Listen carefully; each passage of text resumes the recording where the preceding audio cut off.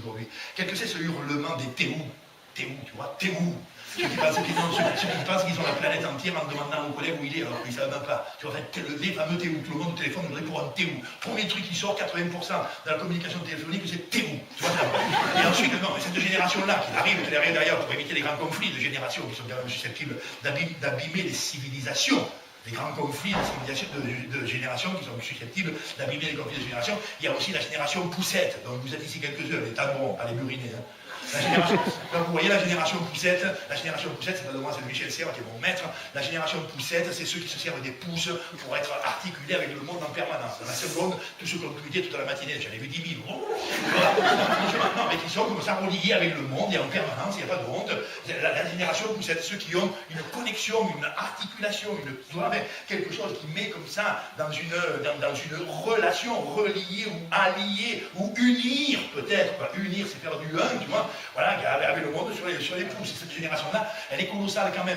Moi, j'ai la sensation que le réseau, il a quand même ça de gros. Je les aime d'amour, les poussettes. Si. Non, je les aime d'amour au sens propre du terme. Comme une espèce de hurlement qu'aujourd'hui, c'est quand même plutôt porteur pour l'homme de rencontrer d'autres, d'une façon ou d'une autre. Tout le monde a bien compris que c'est pas parce que je te rencontre sur le Twitter. Alors le collègue, c'était magnifique, Henri, ce matin. L'ouverture, tu dis au premier degré, 3 collègues. Au deuxième, 30. Au troisième, 12 milliards. J'ai dit, mais avec 5 milliards sur la Terre. Alors j'avais plus de collègues au troisième degré.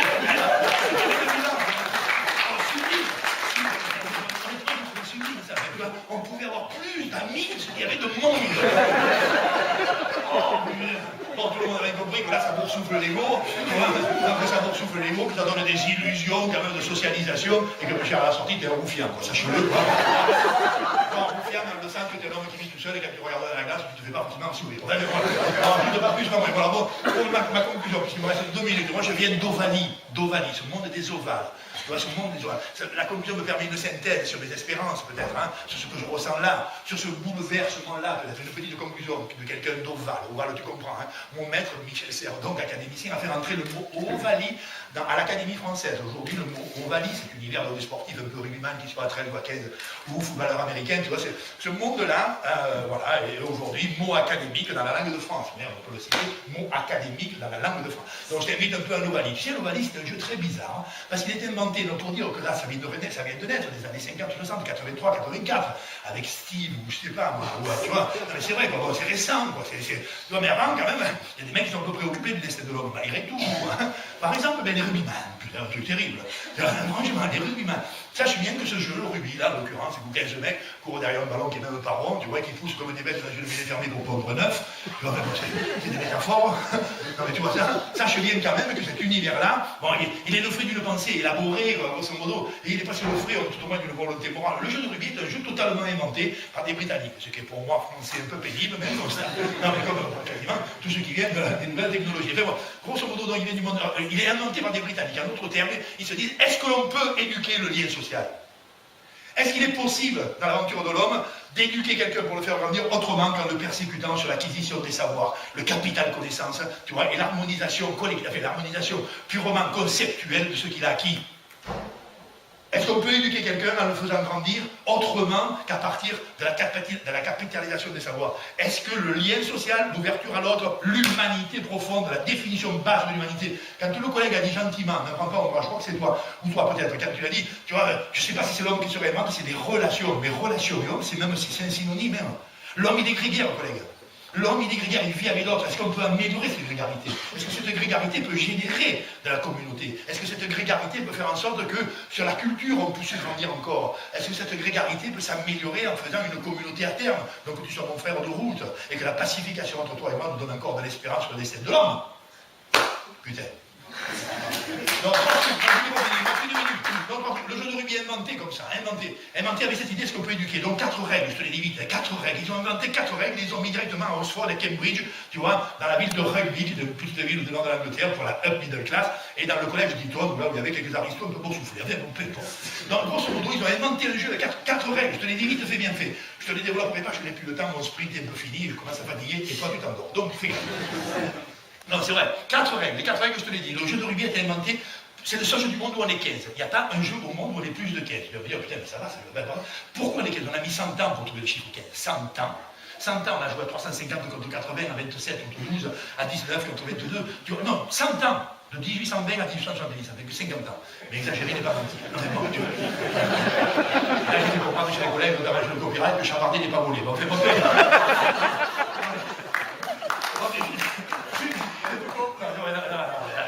C'est bien expliqué. Mais bon. Bon, juste pour finir, c'est ce jeu du monde, on est 15, donc je ne développerai pas. Moi, je suis un petit peu goulayant sur les choses du mot, un peu moins sur les choses des nombres. Et comme dirait Pythagore, 15, c'est un chiffre majeur. Grosso modo, il y a autour de ça quelque chose de très délicat. En d'autres termes, les hommes peuvent créer du lien sans abîmer, créer du lien, faire monter la mayonnaise, comme dirait ma mamé, ou créer des synergies, tu vois, comme dirait les DRH. Ils peuvent créer du lien. Au-delà de ce chiffre, ça devient compliqué. Au-delà de ce chiffre, le groupe domine. En deçà de ce chiffre, c'est l'individu qui souffre. Oh. Là, nous sommes dans le possible relationnel sans abîmer la richesse de l'homme. Ouh, là, c'est une idée. On n'est pas allé plus loin, on est les seuls. Hein. On n'est pas allé plus loin, on ne pouvait pas. Le groupe phagocytose, en dessous, la boursouflure de l'ego imminente, surtout à 11, c'est pas le sujet.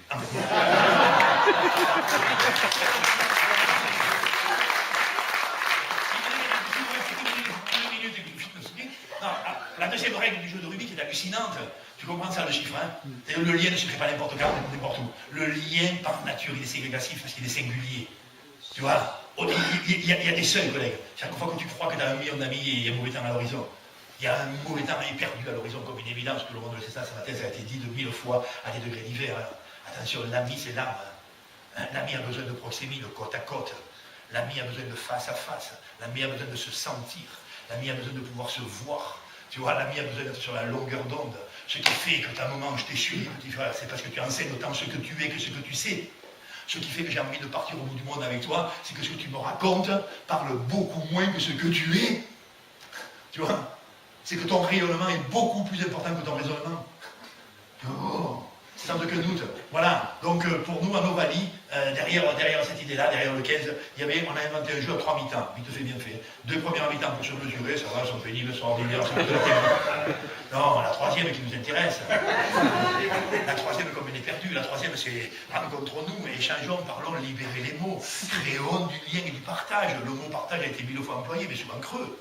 Parce que partager, collègues, c'est un mot colossal qui veut dire simplement, tu vois, ça veut dire, les partenaires partagent, ce qui veut dire à un moment, il va falloir quand même qu'on coupe en tranches des choses. Ça veut dire qu'il faut que ton bonheur soit le bonheur de l'autre. Il va falloir que ton bonheur soit le bonheur de l'autre, sinon ça ne marchera pas. Il faut que ton bonheur soit le bonheur de l'autre, sinon ça ne marchera pas. Vite, j'ai fini là-dessus. La troisième règle, c'est la règle de la troisième mi-temps, elle est sacrée. Libérer les mots pour créer du lien. À un moment, il faut que je te vois. Non, il faut que je te vois. Si tu ne les avais pas vus, les collègues, les 3 ou 4 vaillants avec toi, c'était peut-être difficile. Et puis surtout, il a fallu que tu les sentes là. Quand tu les as sentis là, et le partage du courage, l'élément était déterminant vers l'avant. L'élément était déterminant vers l'avant. Bon, grosso modo, le jeu de rugby, ensuite, c'est le seul jeu du monde où il y a des tas. C'est presque ma conclusion. Des tas. Pour un oui, pour un non, on fait des tas. Des tas. Et faire passer un tas vers un tout, c'est un monde, vous l'avez compris. Hein. Non, franchement, le temps. Non, la fusion comme une loi. La fusion comme une loi, viens me donner, arrête de me faire des raisonnements. Arrête de me faire des raisonnements, viens là, viens donner avant de te recevoir, mais viens servir avant de te servir, viens. Voilà, le tas est la loi. Avant que tu ailles courir dans les grands espaces, viens au tas, c'est une loi sacrée. D'où la proxémie, d'où il n'y a pas d'aventure humaine dynamisante qui ne soit pas, honnêtement, quelque part impulsée par de la proximité.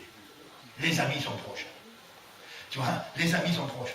Ceux qui, à un moment, peuvent influencer ta route, te faire encore un peu grandir, et que toi, tu pourras faire grandir, ils sont quand même là. Si là, après, ça se descendra. Et le dernier point, le jeu de rugby, vous le savez, c'est quand même le seul jeu du monde où quand tu as la balle dans les mains, tu cours en avant et tu fais la passe en arrière. Il faut pas être fini quand même. La passe en arrière, tu vas faire des putain, bon, c'est un jeu d'anglais, il faut comprendre. Mais sinon, non, mais tu cours en avant, se passe la balle en arrière. Mais c'est quoi cette histoire? C'est presque stupide. Franchement, même si tu l'analyses objectivement, tu dis c'est pas sur quelque chose de régressif, quoi. Le mec, il court, il passe le ballon derrière. Le collègue est derrière, il court, hop, il repart le ballon derrière. Oh là. Non, mais c'est quand même étrange. Juste pour te dire, on a bien compris qu'aller devant et affronter le monde, c'était dur. Hein. Tu vois? Et si tu es à 10 000 km, tu me dis, Daniel, continue, vas-y, c'est pas mal. Tu vois? Mais si tu me dis, je viens, bouge pas, je me mets derrière, c'est mieux. Hein. Pour nous, l'aventure du jeu, tu vois, elle était une aventure qui était une éducation fondamentale sur le solide, le solidaire. faire passer le solitaire vers le solidaire, faire passer le seul vers le groupe. Nous, on a dit quand le ballon avance avec ta richesse, avec tes technologies, peut-être avance avec ce que tout capital savoir, tu vois, te permettra de lire le monde et d'être acteur sur lui. Mais alors, ne te fais aucun souci, on y est. Ne te fais aucun souci, on y est. Au sens propre, l'homme grandit dans l'action. Seule l'action et la présence seront dynamisantes pour faire grandir votre humanité. C'est quand même quand tu étais allé te bouger le cul sur la barricade, mais non, que tu as été le plus grand. Franchement, voilà les collègues, pas plus, pas moins. Hein. Autour du solidaire, quand même, il y a la belle aventure de la progression de l'homme dans son humanité, à mon sens. Hein. On ne le réinvente pas, on ne fait que stimuler un peu dans le service, pas trop mal. J'ai la sensation quand même, en conclusion, que ça, si ça ne me remplit pas, tu vois, ou plus exactement, ça remplit un peu mes vides, tu vois, mais ça ne me rend pas plus plein, quand même, tu vois.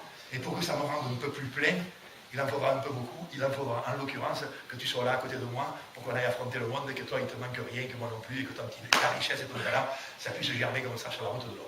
Voilà, merci de votre attention.